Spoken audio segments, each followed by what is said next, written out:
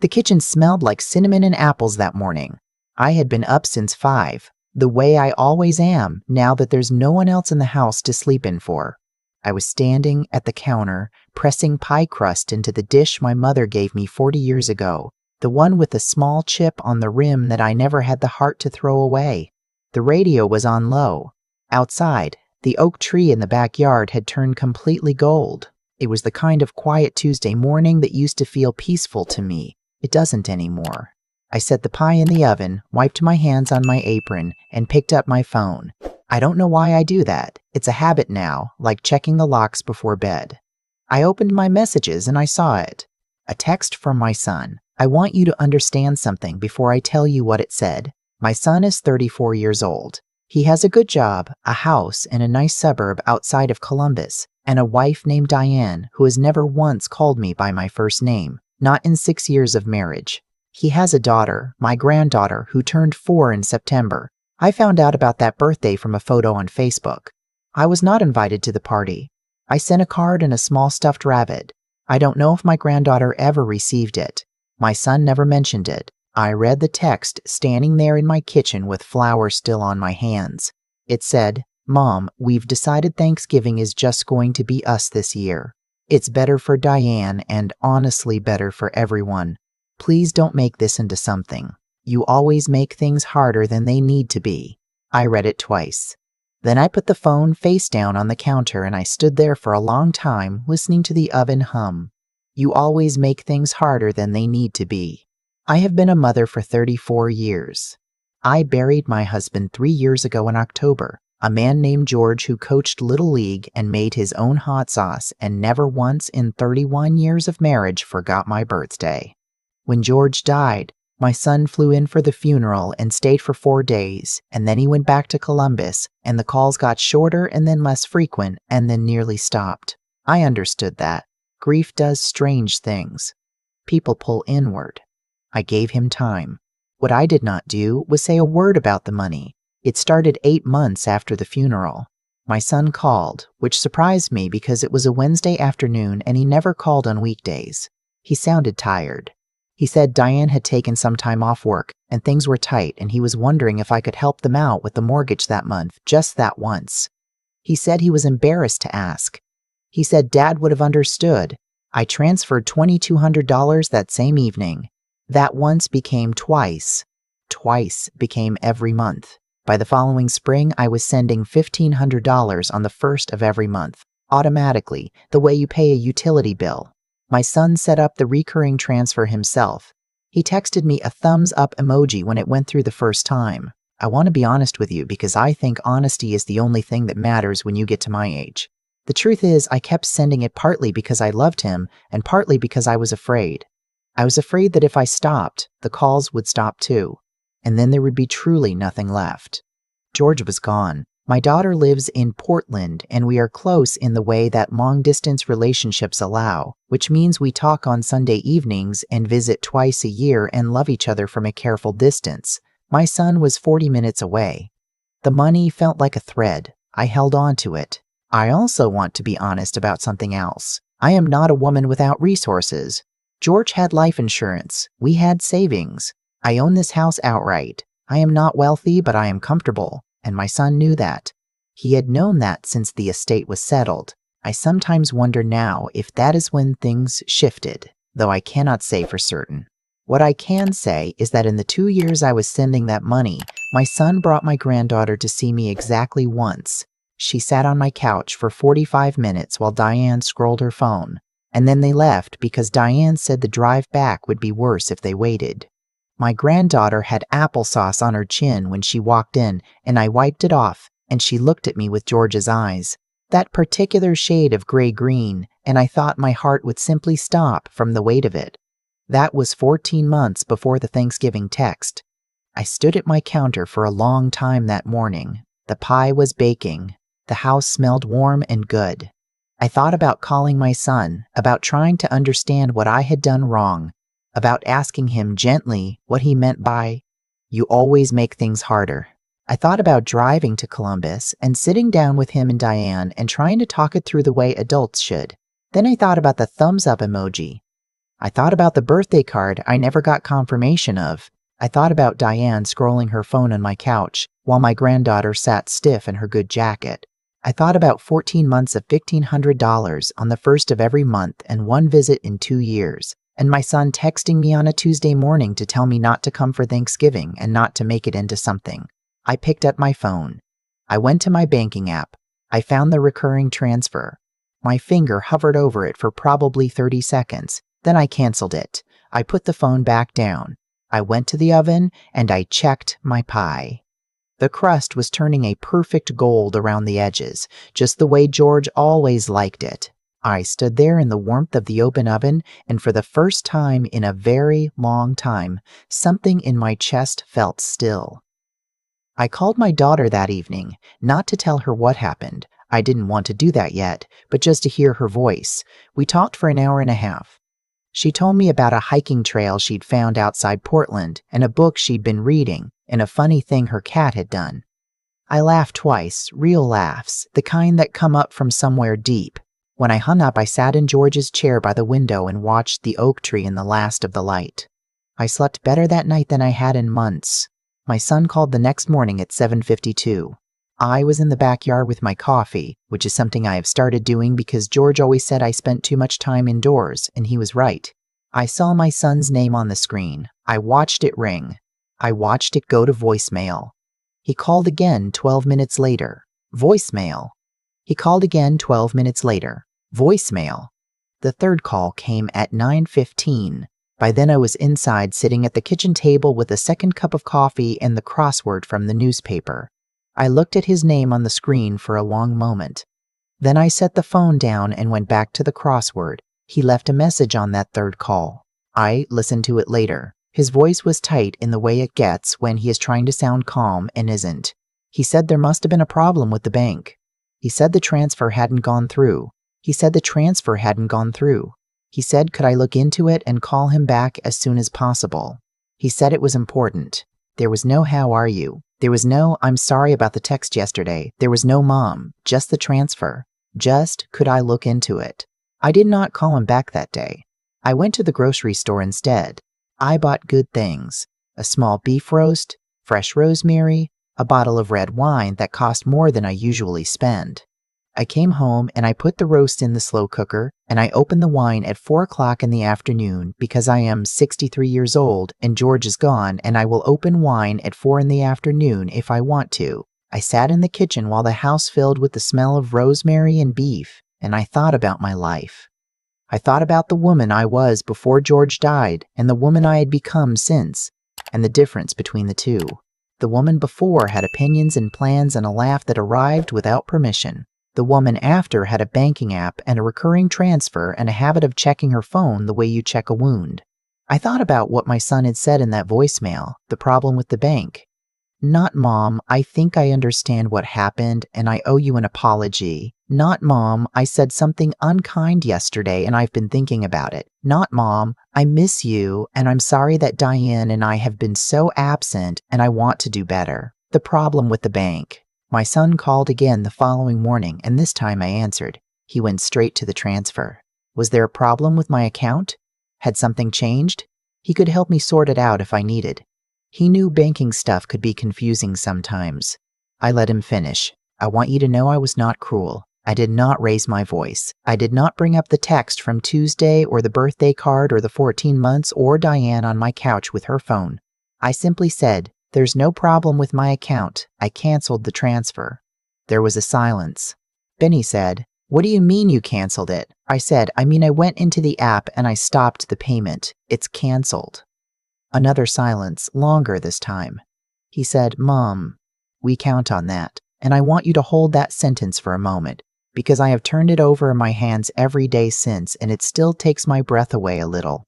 We count on that. Not I love you and I'm sorry. Not can we talk about what's been going on between us? We count on that. Like a paycheck, like a line item in a budget. I said, I know you do, but I've been thinking, and I don't believe it's been good for either of us. You're 34. You have a good job. You and Diane are capable adults, and it's time you managed your finances independently. I love you. I want good things for you, but I won't be sending money anymore." He said a few more things after that. His voice got less controlled. He said I was being dramatic.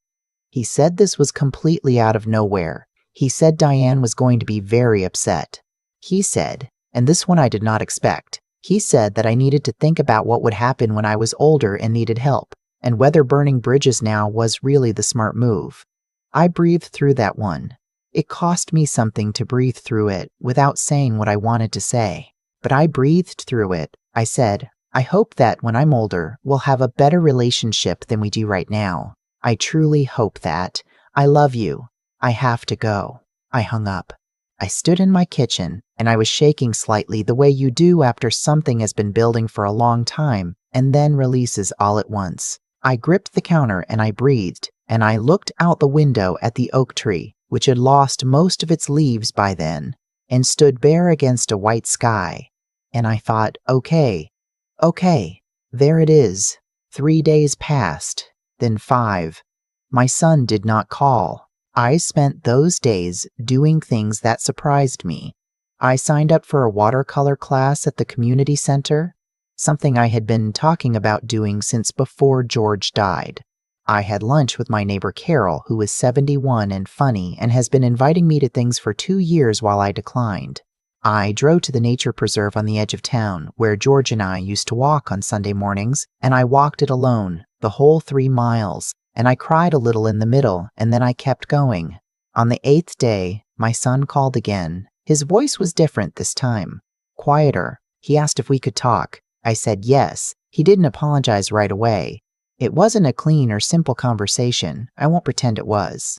There was defensiveness and there were long pauses, and at one point he said something about the stress he'd been under that I think was meant to be an explanation and came out closer to an excuse.